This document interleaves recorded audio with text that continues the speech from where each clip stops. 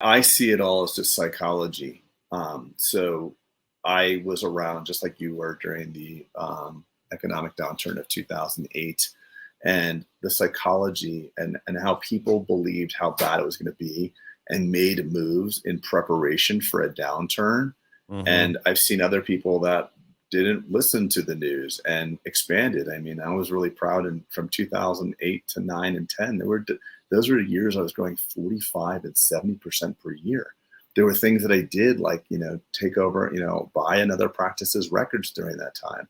It's easy right now. And I think people have been lured into this false sense of entrepreneurial skills because they've expanded so aggressively over the last, 3 and 5 and 7 years. So when the playing field is favorable, like it is, everybody gets a false sense of their abilities.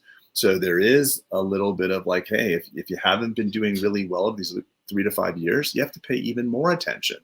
And if you have been doing really well these last 3 to 5 years, it's not because you're so great. And I at one point felt like I was, like the Jeff Bezos of dentistry, only getting my Yeah. ass handed to me.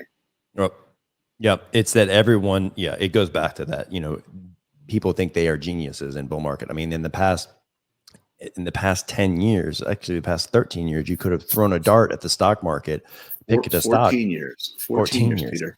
2008, we've had economic expansion for 14 years. We skipped 2 downturns that we should have had. We should have had recessions are important. Downturns are important. It always happens.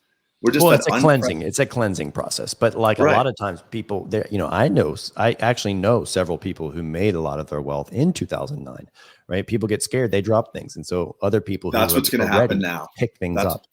That's what's going to happen now. I think more dentists and more business people are going to go and become, millionaires or drive their worth up by tens of millions over the next 3 years than over the last 5. And it's going to be a big shakeout. You'll see who was real and who wasn't.